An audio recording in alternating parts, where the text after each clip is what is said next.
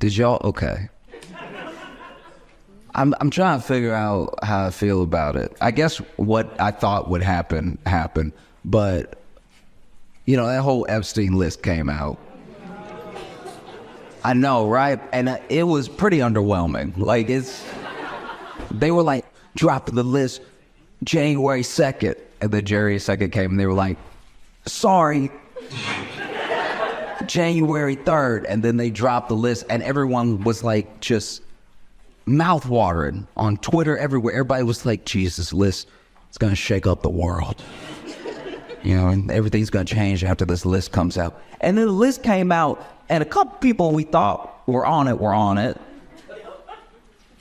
And then when I saw the rest of the list, I was like, oh, that's right. I don't know any rich people. That's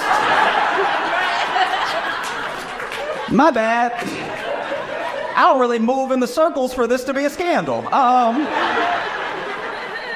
Because any name on the list that wasn't already a celebrity, I have no idea who that is. It could be the head of a bank. I don't know. Whoops. It's very interesting. It is also, I guess, a bit weird because if you on that list, if your name just came out, it's kind of weird because you really can't die now. Like, you really got to hold it together for quite a while, or else if you die, they're gonna be like, he was a bigger part of it. It's like, oh, jeez. No, it's a weird list. It's a weird gathering of people. You know what I mean? And not everybody went to the island. I'm not taking up for anybody because, once again, I don't know them. But some of them, a part of me feels a little bit bad for because they took a trip when the jet was going in the other direction. You know what I mean? Like, the jet goes to the island, but then the jet might go from New York to Philadelphia real quick. And then David Copperfield's like, I ain't got shit to do with this. What the fuck? Motherfuckers asked me to come over and do some tricks. And then they dropped me off at Indianapolis. I had a show. No. It is weird, though. I think the thing that scares me most about the list and our response to it was that we thought the list would have everyone that we know on it. But what were we gonna do about it? Do you know what I mean? Like, think about that, really. Like, we thought all of these, like, celebrities would be on the list. It's like, all right, what were we gonna... Like, was the plan to... Like, I don't know, unless we were gonna kill him, what does it really matter? Do you know what I mean? We're just gonna be like, oh, you... You know what I mean? Really think about it. It's like, if you know, whoever. Let's say Aaron Rodgers was on the list. We're gonna not let him play? I don't know. This feels like we didn't really have a plan there. We just wanted to see it, kind of like the burn book for Mean Girls. And then we were gonna just go about our day. Because it says a lot that we expected powerful people to be on the list. It kind of shows that we have no faith in them to begin with, right? So then we might as well just treat them like they were on the list and get rid of them. Like, it just feels like But Jeremy, I don't know why we needed a little bit more evidence that Lindsey Graham was shitty or something. I mean, like...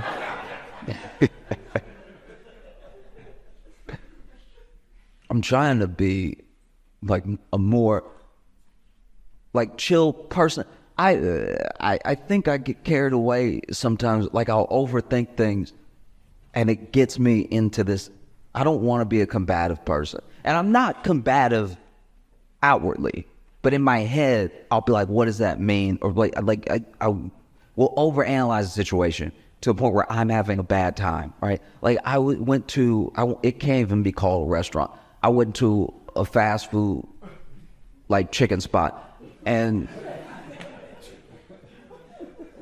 I ordered, and they gave me my food. I truly cannot remember if I asked for napkins or not. But the cashier, he gave me too many napkins. All right? He gave me a concerning, offensive amount of napkins. He gave me so many he gave me napkins, it was making a statement in my head as he was going, because he put, so, okay, one napkin is not enough. If you get a meal and they give you one napkin, they're like, fend for yourself, right? 2 napkins might be enough. Maybe you're going to wipe your hands, you're going to wipe something down, whatever. 3 napkins is a perfect amount. 4 or 5 starts to be excessive. He gave me a clutch of napkin. He gave me what I can only describe as an unhoused amount of napkins. He gave me napkins like it was gonna be my blanket and my pillow tonight. He gave me, because he used the full width of his big ass hand to grab all these napkins and stuff them in the bag. There were so many napkins in the bag that if the bag had flipped, my food would have been safe, right? It was such a deeply offensive amount of napkin, because it just felt like he was saying, you can't take care of yourself. Like, he's like, yeah, it felt like he was saying, you gonna spill a lot. I can tell just by how you're standing that you spill. And I was talking to a friend about it. My friend was like, well, maybe, just maybe he recognized you and he was trying to give you the hookup.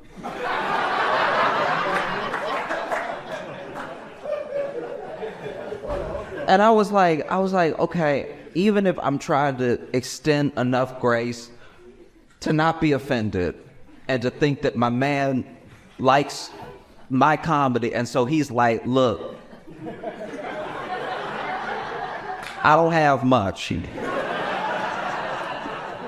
but what I got is these napkins. All right, so if you need anything, I got napkin-wise, I got you, all right? Napkin-wise, I stay ready, okay?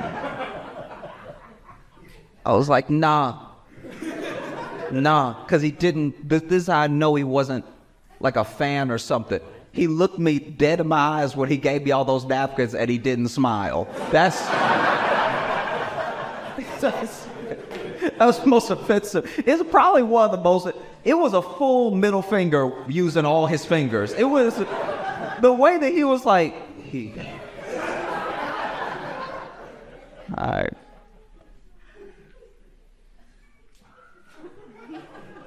Deeply distressed.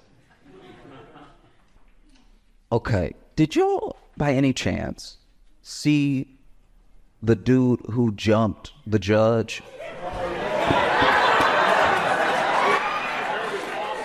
Okay, this is so great. Okay, look, if you have not seen it, if you haven't seen it, it's very quick. If you have not seen it, I'll try my best to bring you up to. Okay, so basically, I didn't know everything was happening. I had to read about it after I saw it. But in the video, you see a judge and what I think is a stenographer. And I knew something bad was going to happen because when the video starts, the stenographer in the corner already got his mouth open, right? And so the stenographer is looking ahead and going, and that is because, I don't know how big this man is, but there is a man already in the air flying towards the judge, okay? Now, I don't know, because of the angle, I don't know if he got a running start and started flying, or if he just flew from the defendant's stand. Like, because you know that table they got the defendants at, right? From the angle, it just looks like he jumped from there over, and then no judge's bench is eye level, all right, ever, okay? Which means he didn't just jump across and clear that space. He went up, and it is so sad that our first black superhero is this guy. That's, then okay. So then he jumps over, he full Soulja Boy over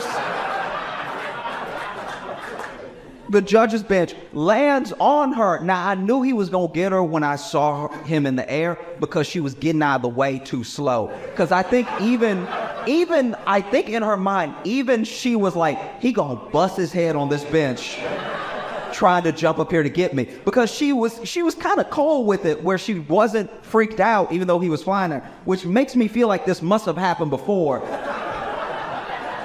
And most people don't make it. Like, most people don't clear it and then they bang their head on the bench, you know what I mean? Because for the bailiff to not, the bailiff is nowhere to be found. He clearly jumped over the bailiff, right? Because the bailiff was probably like the stenographer was over here like, God dang. And so then he jumps up and lands on her. She goes down. They're both like under the bench for a second. Then the bailiff gets over there, and then I guess the stenographer, I don't know what this person's position was, but he was in a suit and he seemed very scared. They both start trying to fight this dude. So now this dude is whooping everybody's ass. Like, it's actually quite, like, in my mind, I was like, is he on drugs right now? Because how do you fight from the ground 3 people as you get up?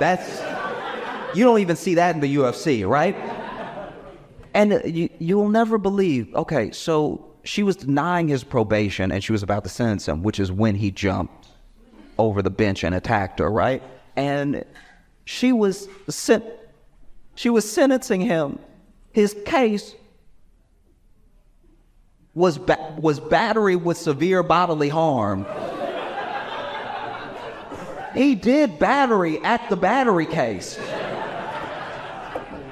And I don't know what the other situation was. I have no idea. But she was about to sentence him. And I don't know how much time he was about to get. But it sounded like she was about to be like, I'm going to have to give you 8 years. And then this man was like, I'd like life, please. I'm sort of done with this outside world. Let me go ahead and stay forever. It's genuinely insane. I think that's the first person we've ever seen as a collective society that is going to get 10 million years. So, like, that's absolutely astounding. Yeah, I mean, if anything, I'm interested in what's going to happen next. I don't know if they'll let cameras in for it, but the judge said, the judge was like, I want to see him on Monday. This Monday, she's like, I want to see him on Monday by any means necessary. She used a full Malcolm X line. Because she was like, I didn't get to finish my sentence. Oof.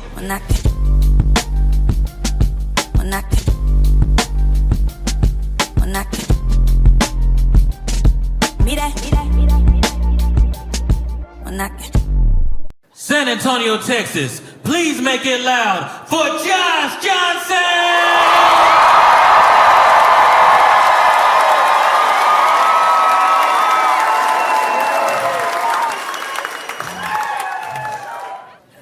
If I'm truly being honest with y'all, one thing I've not been able to stop thinking about is the tariffs. It's like is all I can think about, because all I read about, because it seemed like everybody is like, oh, this is bad. I know people who do not watch the news at all that are like, why is everything red? Did everybody change logos or something? Every time I turn on TV, everything red. What is that? My TV bleeding, something going on. No, in case you have not been aware, in case you're trying to protect yourself and go about your day, there's been a bit of a trade war going on. The wildest thing about a trade war is that you are allowed to, like, okay. I was trying to put this in perspective. Okay, you know how when you were like on the playground and, you know, somebody would be like, my dad can beat up your dad. And you were like, oh, you think your dad can beat up my dad? It's like, yeah, I think my dad can beat up your dad. And then, you know, kid one over here is like, yeah, well, my dad goes to CrossFit. And, kid two is like, yeah, well, my dad has been to jail. Sort of the CrossFit of life. So I bet you my dad can beat up your dad. And then, other kid, CrossFit kid, dad is like, my dad, he has swords. He has swords, so you can try to beat him up, but he'll chop your dad up. And then kid two is like, well, my dad has guns. That's actually why he had to go to the CrossFit of life. It's because he has lots of those. A couple swords too, but he prefers to bring the guns when he has issues. And then, CrossFit, sword, dad, kid. It's like, yeah, well, my dad is 6'5", so he could definitely beat up your dad. And then, gun, jail. Kid is like, oh, my dad is 5'2", so he has quite a chip on his shoulder. So your dad will be dying, all right?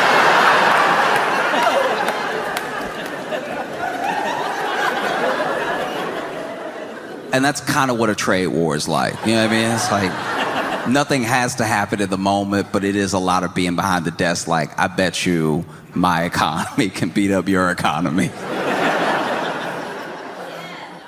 And we know that Trump loves tariffs because even in his first term, he had a lot of tariffs on China for steel and everything. And he campaigned on tariffs and what he thought tariffs would do, at least what he says that they'll do for the U.S. economy in the long run. And so we know that he is serious about the tariffs. I think there were definitely some people that thought that he wasn't serious about the tariffs, and that was a mistake because he was very serious about the tariffs. He was so serious about the tariffs that apparently, now look, I'm gonna do my best here. I am both paraphrasing for the sake of brevity and going off of things that I've read and things that I've been told, and I am not an economist. So I'll do my best job, but I'm telling you, I'm gonna be wrong, okay? But I'm gonna be as close to right as possible on purpose. But apparently this man loves tariffs so much that right when he took office, there were economists, conservative Trump voting Republican economists who, while leaning right, still understand the economy. They still, that's not a dig. I'm saying that the two things can exist together. I'm saying that they understand the economy and they vote the way they vote, but they know the numbers, is what I'm saying. Because I'm not an economist. They understand the economists, kind of. So they immediately went to work coming up with tariff plans so that way, whenever Trump wanted to enact his tariffs, they would have the numbers ready, right? And so they did all the math and they did all the going back and forth and did all the figuring out that could be figured, And then they went to Trump and he wasn't happy with the plan, apparently, because in order to enact the tariffs the way that he wants, the numbers, a lot of them at least, were quite small. So then Trump, paraphrasing, but he was like, what is this 1.7? What is this 2.8, these 2.3, this 0.8? No, we need big numbers. We need to impress the people. You gonna send me out there and embarrass me in front of America? I need big numbers. Get me some big numbers, which apparently is why when he walked out with that poster board, you know that... You saw the board. You know that board that... You saw that poster board. It looked like homework, right? Like that poster board. Yeah, poster board out, and he was going down the line, right? He was going down and just naming places like 10, 10, 10, 10, 10, 10, 10, little bit of jelly donut, 10, 10, 10, 10, 10, 10, 10, a little bit of chicken grease. That was not 100, that was a 10, 10, 10, 10, 94. Because he hit the world with 10% tariffs. If you were anywhere on earth, you could get this 10. please don't think you can't get this tent just because you uninhabited. Anybody can get it. Anybody can get it. Please believe me when I tell you. Anybody can get it. All right? You think you cute because you just got some little aminals on your little island? You still getting it, all right? We don't care. This is America. We do what we do when we feel like it. 10, 10, 10, 34, 10, 10, 10, 10, 78, 10, 10, 10.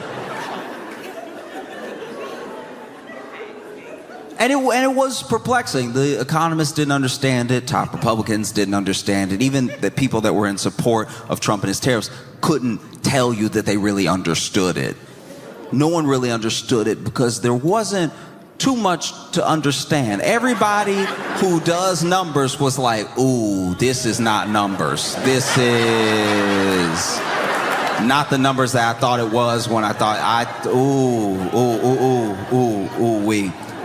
They were on like CNBC, basically any money channel, any money news channel. When these tariffs went out, they were on there cursing live. They were like, fine us, we don't care, we're all gonna die. You think I care about $10,000? I'll throw you another couple. The dude who does the bleeps must have had money in the market because he was gone. They were up there cursing live. I couldn't believe it. Normally, you'd even see the blurry mouth. I saw them enunciate the swear words. I was like, okay. This might be bad then. If the people who do money all day are upset and they looking at the red and everything look upside down on the graphs, I'm pretty sure it's supposed to go up like this. Yeah, I mean, you getting a little low. Dow Jones was not playing. That Dow Jones was like, hey, I'm dead, y'all.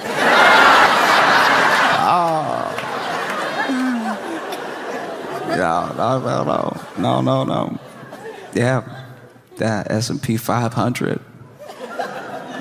was down to 5. It was bad. It's like these were rough moments we were in, and nobody really understood why. We lost $3 trillion of value in the market in a day. People were showing me pictures of the stock market and the S&P and the Dow, and then their portfolio, and I was like, man, we got to pick a different color, because that much red ain't good for your eyes. But yeah, apparently, there were economists that tried to figure out something that would do what Trump said they wanted to do, but he was like, no, I need to go out to the people and really make a statement, and I need to make a statement for the other nations so they take this thing seriously. So, 10, give me some 34s, give me some 55s, I'll take anything, just bring it all to me. And they were like, sir, that isn't math. That may not work, but Trump was so dead set on going to other countries like, you get a tariff, you get a tariff, you get a tariff, like an opposite Oprah, like a reverse Oprah. You get a tariff, you cry and take that tariff, right? And now this part, I hope, is not true. I'm repeating it because I've read it like in 5 different places. It's been told to me 3 different times, but apparently he sort of sent away the plan that the actual economist wrote up, and then he asked someone else to draw up a plan that would do the tariffs truly bigly, right? Like we really making a statement. And in doing that, they did, apparently, I don't want this to be true because it means we're all doomed, but apparently they did ask ChatGPT what to do with which I don't know. I feel like even when they typed that in to ChatGPT, Chat was like, you sure, dog?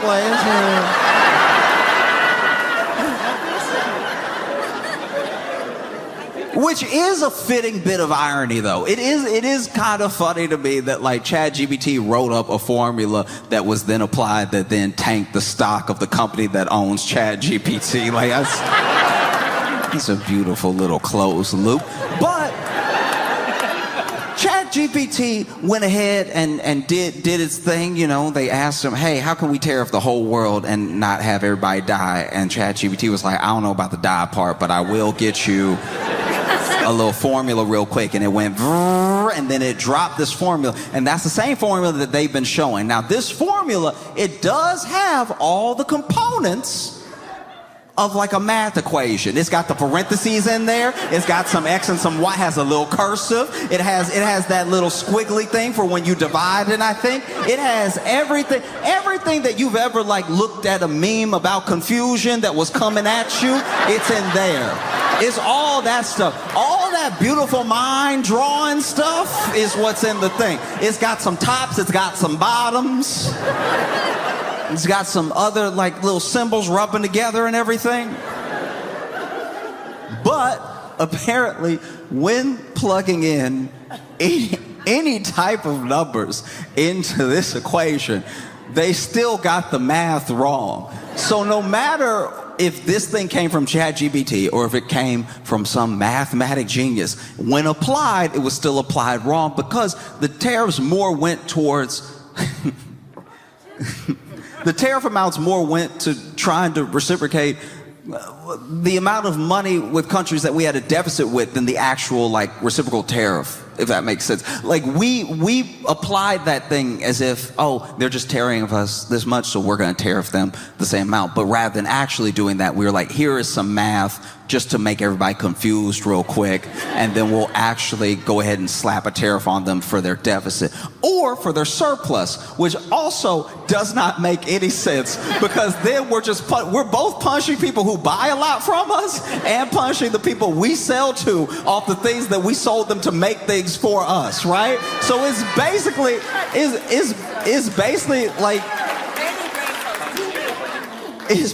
like being in a bad marriage where like it's like being in a bad marriage where it's like, well, I don't know why you hate me. You married me. Like, I don't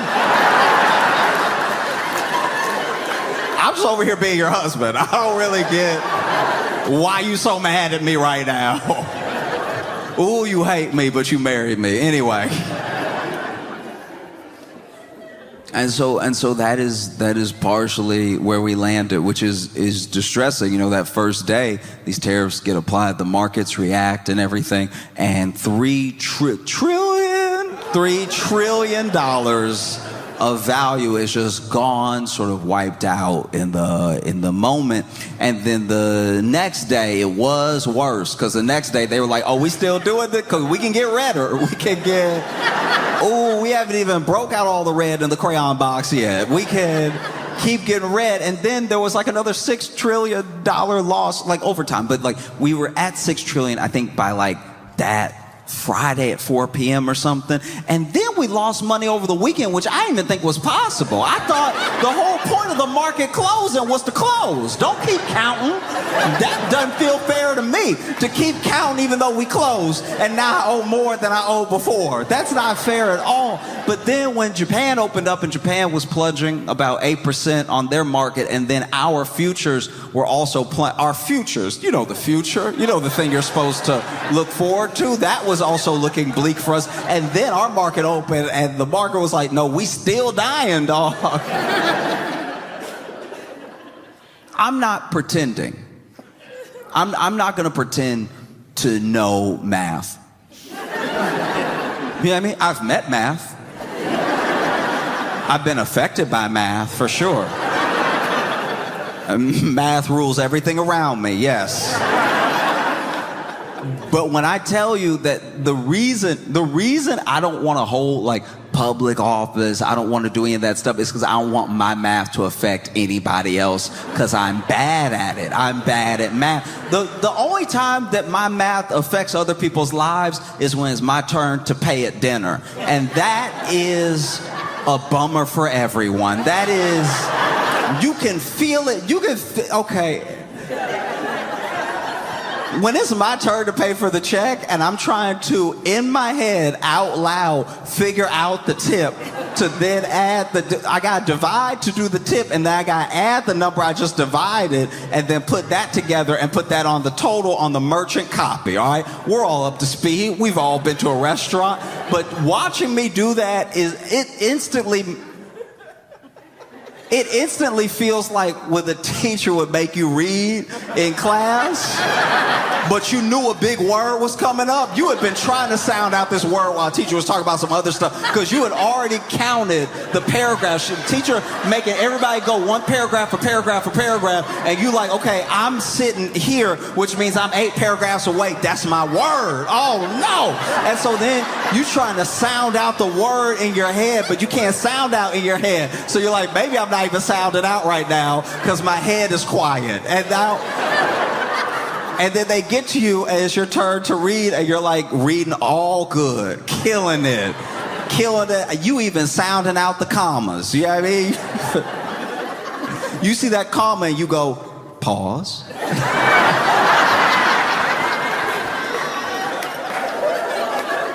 And then you finally hit that big word and you like, all right.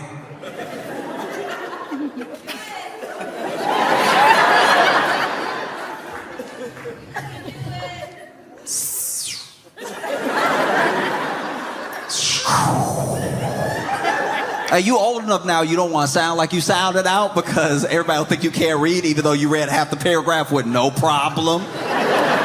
You did mic drops on those periods. Anytime there was a period in a sentence, you were like,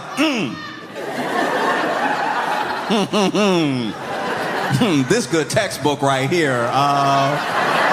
Yeah, what do y'all know about this English lesson, this Chaucer, okay? And then you finally get to the word and you're like, that's a cough. That was a cough. That wasn't even me reading just now. That's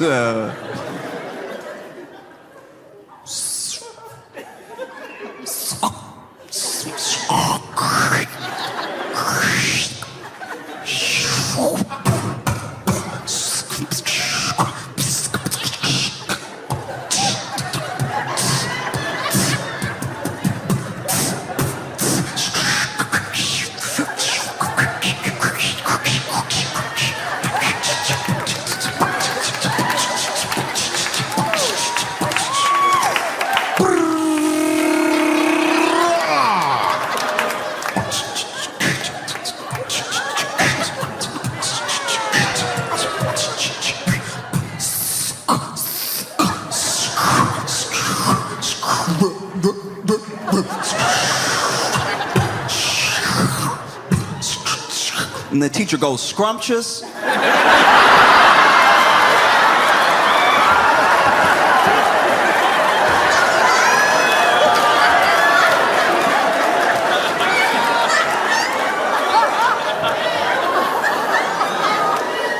I was getting to it. I was getting to it. I was just trying to enjoy the word. I was trying to chew on the word. You the one getting all impatient and stuff. You trying to teach us patience. You're not even patient.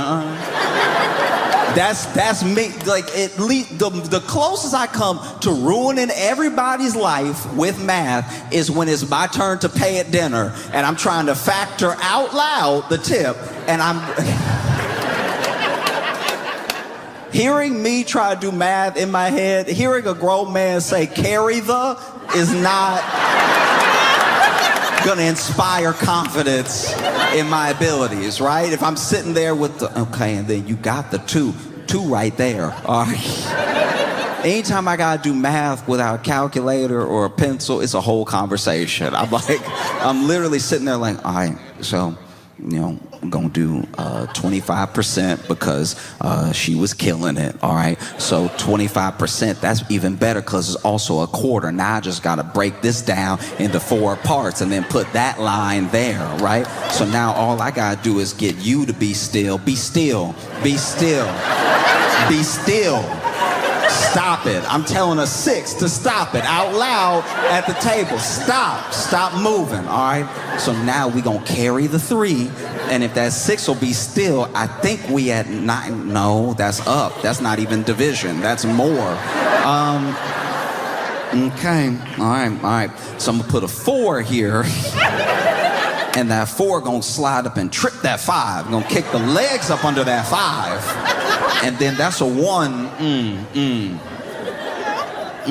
Why couldn't this be an even number? Why couldn't somebody just order the guacamole like I said? That would have got us closer. Okay, so 7 and 3, that's 10 anyway. So that's 10. So now we know we gonna have a 2 in there.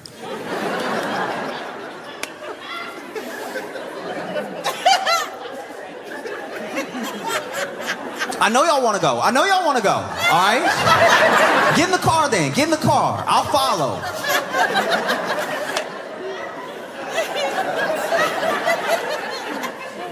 Yo. And then I get embarrassed. And so I just write the total twice. And then I'm like, at least if I tip 100%, nobody could be mad at me. But then I'm sitting there like, can I really afford this? Because then I got to get in the car and do the math in my head of my account. I'm like, all right, so we eating on Sunday, all right? Tomorrow is a business day. It's not going to go through till tomorrow. So if I add a 20 to the account,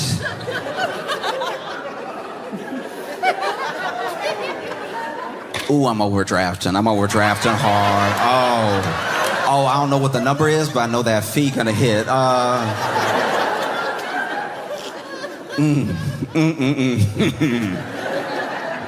We're in a bad way.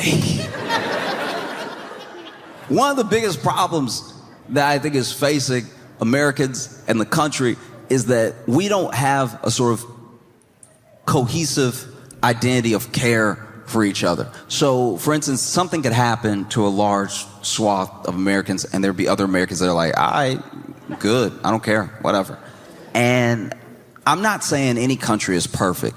And I know that some of the countries I'm mentioning have at least a little bit of a homogeny to them and everything. But whether you're Portuguese, you're Spanish, you're Italian, you're Brazilian, you're Mexican, when something happens and it happens to your countrymen, you see it as happening to your countrymen because they're all in a country together. They're all like in this thing together. I'm not saying there's not poor and rich and they don't have some of the same problems that we have. I'm not saying that factions haven't split people more than ever before, especially with the internet. I'm just saying that like they can look at a person they don't know and be like, that is my countryman, right? And we haven't had something like that for a long time. There are whole parts of the country that if you put them in a room together, we assume they would fight. We assume that it would come to blows almost immediately, just off of like, hey, do you want to pass the salt? Like, just like not even a political thing, just, it would just happen eventually, you know?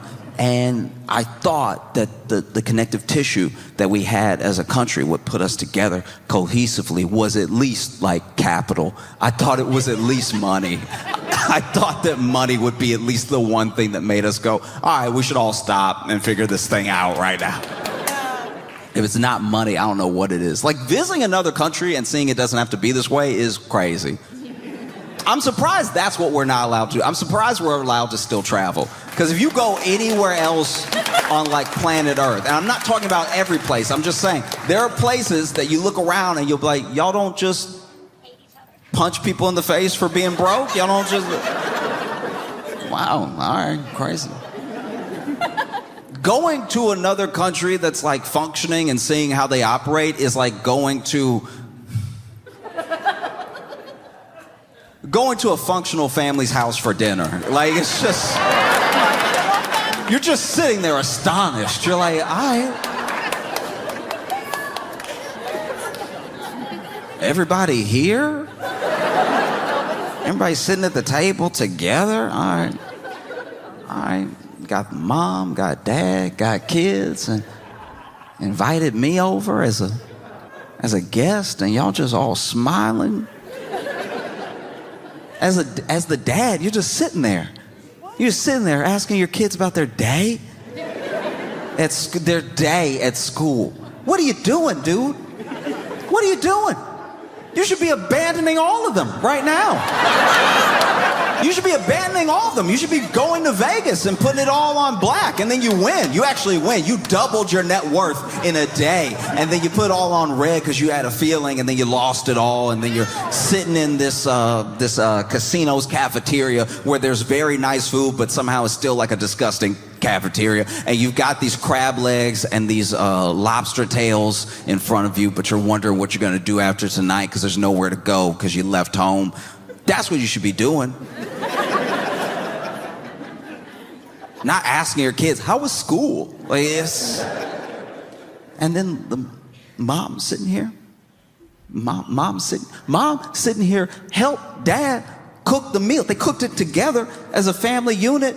You know, they didn't just fall into general norms. You know, they figured out that he bakes good and she makes great chicken. So she made the chicken, he baked some bread and everything. And it's all on the table together. They're watching their children eat it for the nourishment of their bodies.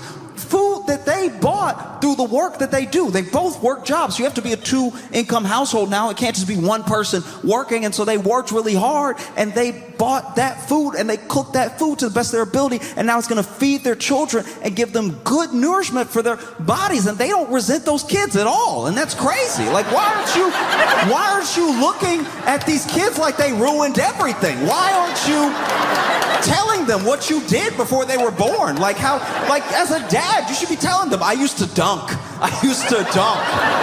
right? I used to have a sick vertical. And then, you know, you came along and I was trying to put your car seat in the car and close the door too fast and slam my knee. I'll never jump again. But enjoy your baked goods. Like, that's the type of dad that you should be. Just over here smiling at them, watching them enjoy your bread. Oh, Dad, it's so good. And as the mom, you're over here working a job, cooking as well, and not resenting anyone here. You did a great job cooking. Rosemary chicken, it's delicious. Succulent, not dry at all. How'd you manage that? How'd you manage not to dry it out? The rosemary's perfectly on there, and you shouldn't be here. You should be cheating. You should be cheating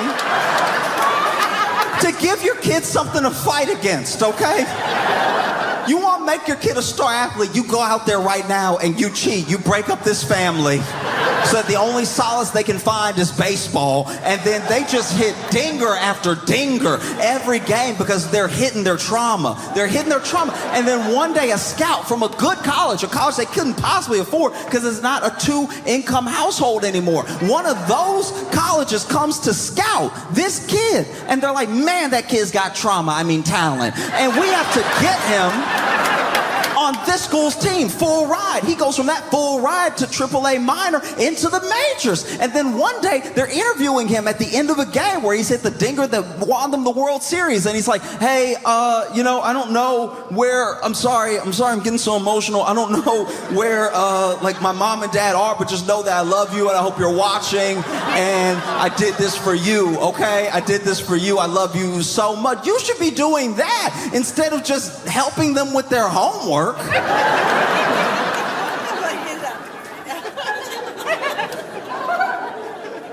And the kids are like sitting there well behaved, which is crazy. It's crazy. They're not hitting each other at all. They're not trying to put a fork in the other's temple at all. They're just sitting there enjoying like mom and dad's cooking and everything, laughing at each other's jokes. Hey, I have a joke. Everyone cares. Like, it's insane.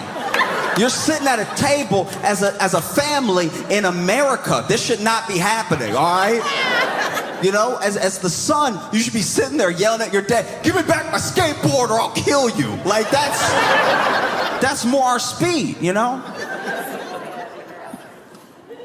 And that's what it feels like to just go to another country and watch them go to the hospital when they need to go to the hospital. Like, that's, you know what I mean? Just watch social safety nets happen and have just like a general care for citizens and stuff.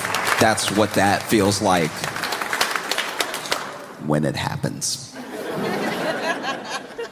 One of the things that makes it so bad is that we have this attitude because of the strength of the dollar and because it is the base of like the world's currency. Everyone compares their currency to the dollar, the strength of their currency, the strength of the dollar, and people would like to be paid in dollars, at least for now.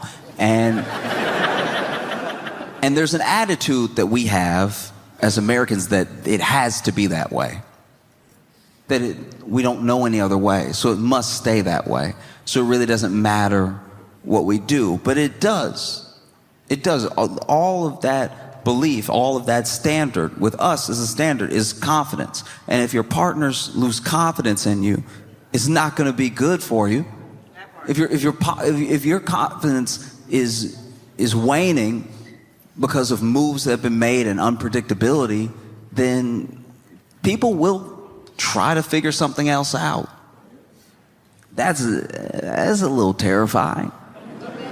You know, I'm not an economist. I don't know how all of it works. I just know that you can only really bully the whole world for so long. Do you know what I mean? There was a flight a couple years ago where on this flight, this dude on the flight stands up mid-flight and is talking wild and reckless. This dude stands up and he's like, I'm gonna kill everybody in here, okay?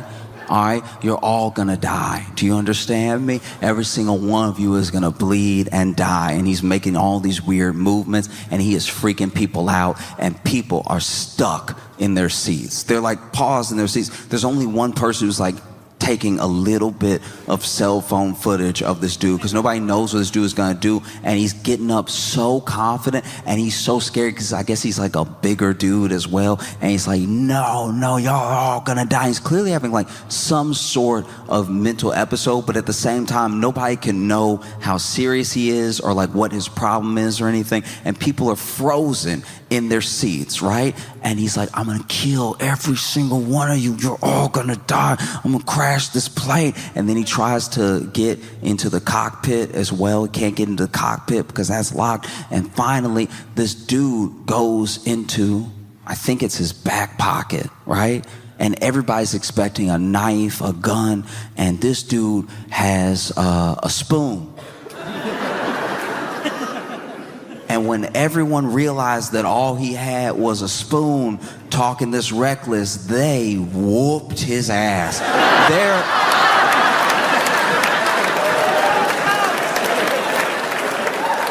There was plenty of cell phone footage of that.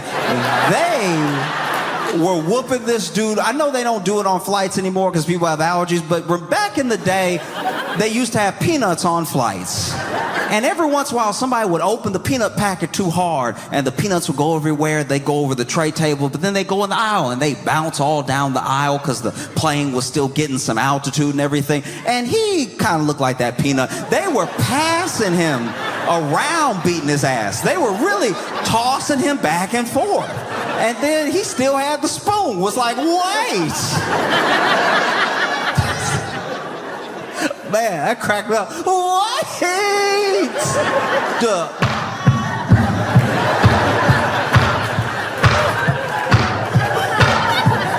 They made that man sound like tennis in there. That man, he was using the spoon a little bit. He was like, man. And people were like, all right, fingers and eyes. There were other people who never got the chance to beat his ass that just watched it with their phones, and you could see them just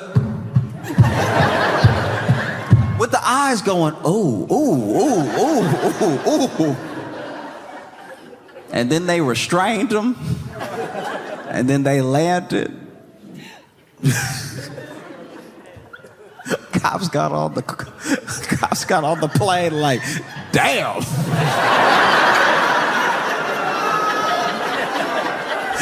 I thought we were whooping ass.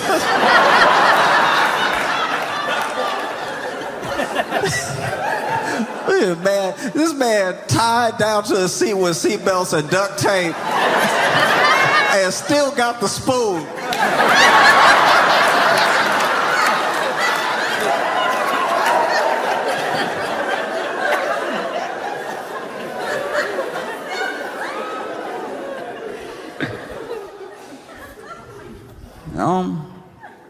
And then, in the midst of all this turmoil, all this red, Trump tweeted, or, great time to buy. That's the most unserious thing I've ever heard in my life. Honestly, look. Admit it for a second to yourself. You don't have to say it out loud, but just know in your heart, if this was any other country, you would be laughing your ass off at that. That is very, very, very funny. That is so inappropriate and so funny at the same time. It's basically like somebody driving the car towards your car accident going, wee!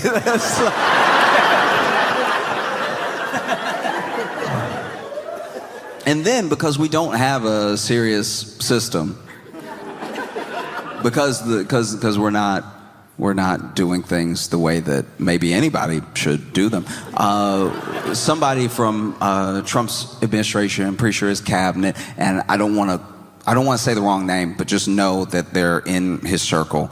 They went on, maybe it was CNBC, it was one of the major news networks, and they were asked by the anchor, hey, do you think there's any possibility that all these tariffs, all this stuff going out is really just to raise the alarm bells, and that there's a possibility of a sort of 90-day situation, just like with Canada and Mexico? And then that guy said, yeah, the president's going to decide what he wants to decide. He's going to do what he wants to do. But then, off of that, you heard me when I said, yeah, the president's going to decide what he's going to do. Yeah, just off that noise, that noise right there. Yeah.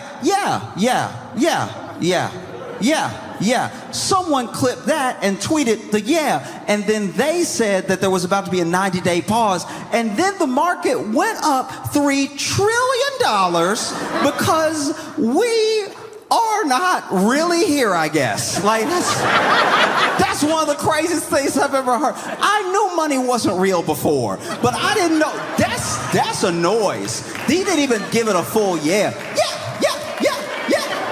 3 trillion from right? And then it went back down again because the White House came out and was like, we never said that. And so it dropped all the way back. And then like 2 days later,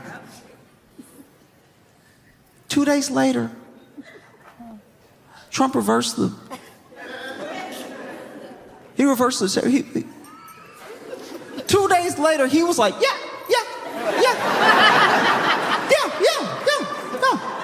They reversed the tariffs, and then the market shot up like $3 trillion again. I'm starting to think the market only understands $3 trillion. And I'm not saying I knew it would happen. If I did, I would have made a lot of money, like some of those people that are potentially going to be investigated because they had calls on the market for 2,000%, and then they very rich. Trump even pointed one out. He was like, that guy made $9 billion whatever he said. And yeah, I'm just saying, I didn't expect it. I did not expect there to be a ton of follow through in that. I'm just saying that when he said, I'm not saying I believe everything he says. I'm saying I thought he believed what he said when he said it. I thought, look, I'm not saying I believe when he says the thing. I don't know if I believe it. But when anyone says what they say, you would think that they would know if they believe it or don't believe it because they said it, because they're alone in there with their head to say it or not say it, and then to know if they're lying or not lying. But then I was not in his head, so I'm like, I don't know, right? But I thought he would know whether or not he meant what he said anytime he speaks, just for himself, not for us. I understand the man can lie, but this in your head just for you. you is where I don't think you should be able to fool yourself. I don't think you should be able to trick yourself that way. If you said it, you alone in your head in your room of one should know what you mean when you say it. And I know that doesn't make sense, but it makes as much sense as the tariffs because it is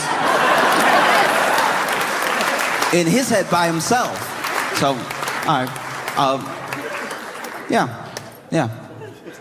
That was the thing. That was the thing. And then he, reversed the tariffs on a bunch of countries, except he increased the tariffs on China because they had increased the tariffs on us in the wake of that thing happening. So then it was really just, my dad can beat up your dad. I didn't forget you from before, so just know that my dad can beat up your dad. And then China was like, you don't, look.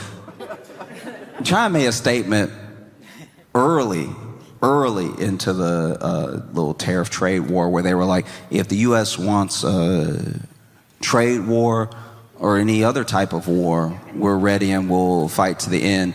And that's a lot.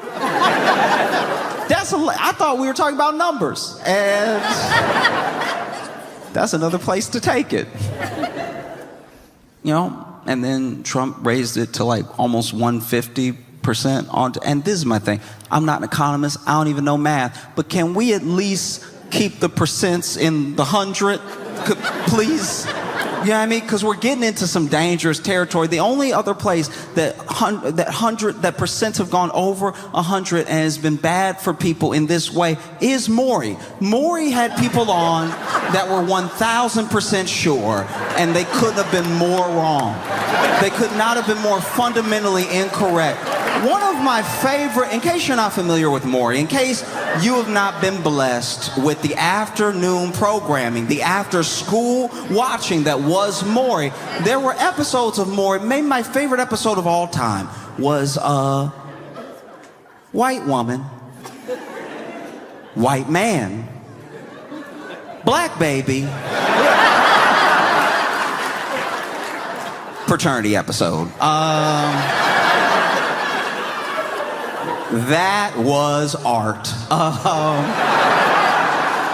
So, white woman over here, and she's like, that's his baby, Maury! That's his baby! Why won't he take care of his responsibilities more? Okay, so we dated for a while, we would hook up from time to time, and then we broke up. So I was out, you know what I mean? I saw some people, but that's his baby! Look at it! The baby got a head, he got a head. That's his baby! All right?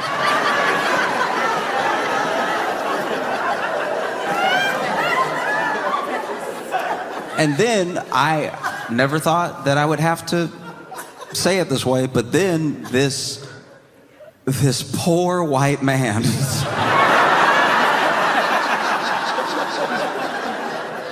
had to, in real time, navigate, making sure everyone understood he was not the father while not saying anything horrifically offensive. And to his credit, he really kept a cool head and did his best. He was like, okay, look.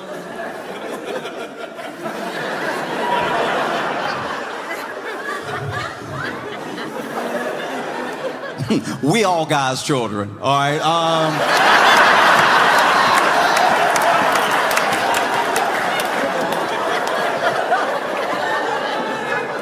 Okay, and I mean this with no disrespect to the African American gentleman baby or the community at large, but he and I are not kin.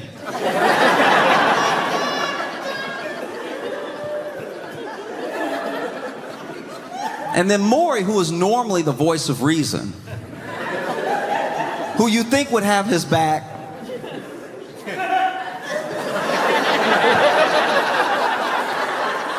says out loud, you don't think this could be your child?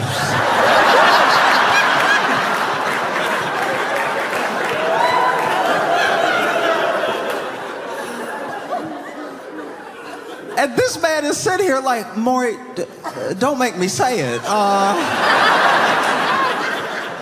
Are you serious? Look at the screen.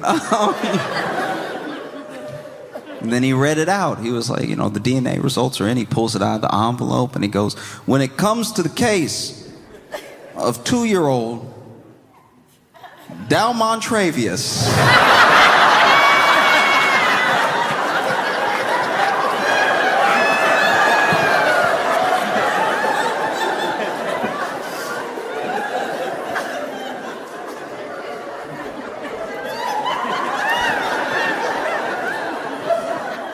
Mike, you are not the father. And of course she was like, no! And she did 6 backflips and ran outside. And then he went, yeah, I know.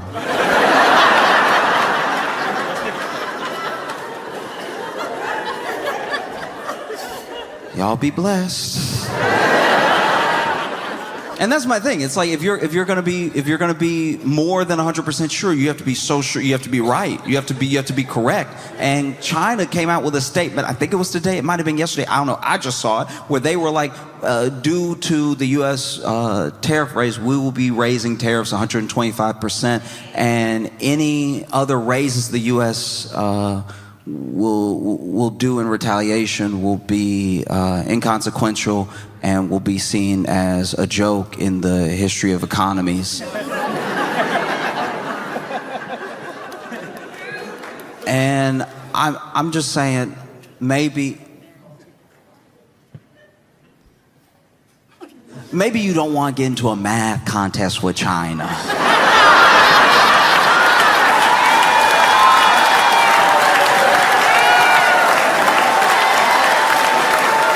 Y'all been fantastic. Thank y'all so much. Trillion, that's a lot.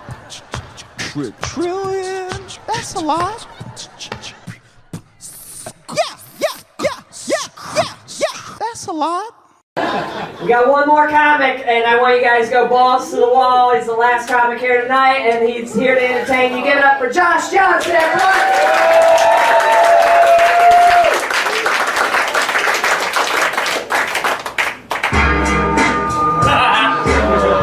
Just a little late. So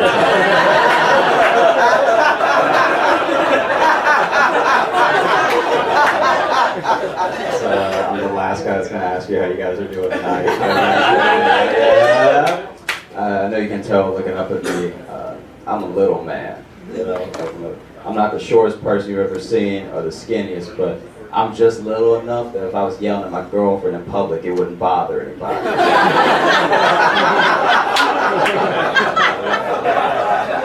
Usually when you see them, they're like, hey, calm down, is there a problem here? What's going on? But with me, you'd be like, oh, he needs a nap.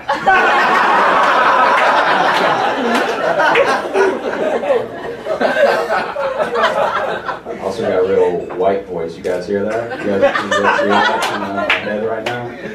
Just give you an indication of how white my voice sounds to people. I phone interview very well.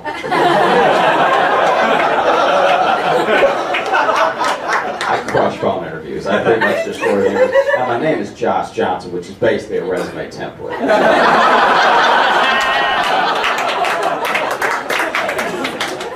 And then I show up and they try not to act disappointed, but we all know what happened. You know? Victim of that catfishing.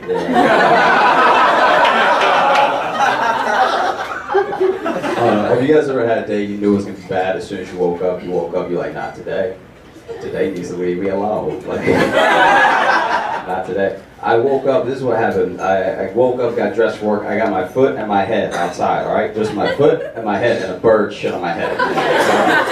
Just think, never been pooped on by a bird before, didn't know how to handle it, didn't know what to do next. The bird poop hit my forehead, slid down my forehead, the poop that went between my fingers hit my shoe. So he got me good. He got me good. All right? If this were a drive-by, I'd be dead. That's a headshot, hand wound, foot shot, I'm not going anywhere. Right? And instead of using any sort of common sense at all, I just look up and the bird's not done. All right? So when bird poop is coming right towards your eye, it looks exactly like you should have majored in something better in college so you have a better job scope for the rent at place isn't covered in trees and vines, okay? Because if I had a quarter for every time I changed my major or something that was still stupid, I'd have the 225s it takes to take the bus with bird poop on you, which is what it did. And when you're on the bus with bird poop on you, everybody knows. No one on that bus was like, I be at s'more spike with his friends, and it's a whole lot of fun. Everyone knew it was bird shit. A homeless dude moved a seat away from me. That's the sort of pariah I become in a split second, okay? And then this girl sitting across from me, thick neck bitch, right? Sitting across from me, giving me the black one with blonde hair, Wendy's judging me like I'm not on my way to work. That's where I'm headed, man. You don't know me. You don't know my life, all right? But then we get to her stop. She gets up. She walks out. And I see that she has Dorito dust on the back of her neck. Who are you to judge me if you got Dorito dust on the back of your neck? This was an accident. That's a lifestyle choice, bitch. All right? Because that means when you eat Doritos, you either put your head in the damn bag, or you eat Doritos like such a savage you actually break a sweat to wipe it off, or you get the chance to suck your fingers judging me. Since we're judging each other, your new name is Dirtfoot, bitch. All right? You got Dorito dust on the back of your neck like somebody's uncle or something. You scratch the stiff hobo, bitch.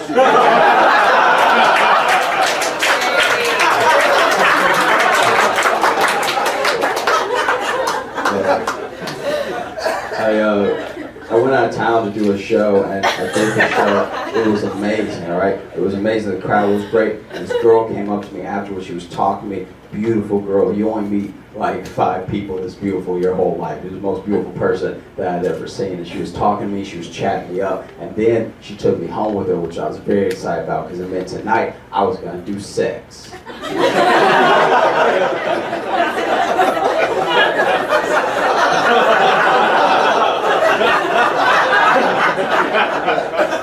I don't get to do sex often because I call it doing sex.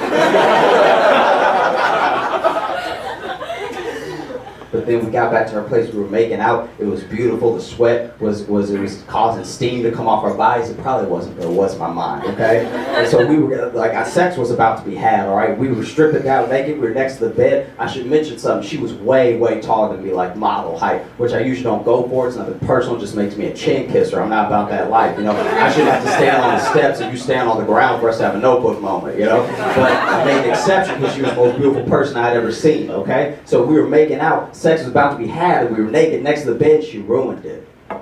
She ruined it. Because we were making out, it was about to happen, and this bitch picked me up.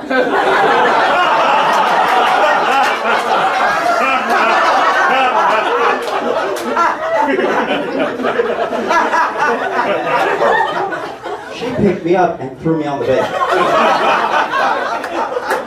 And every time I tell the story, there's at least one dude thinks in his head or yells out loud, "No, dude, go for it. It's awesome. She's into it." You've never been thrown by a woman, sir.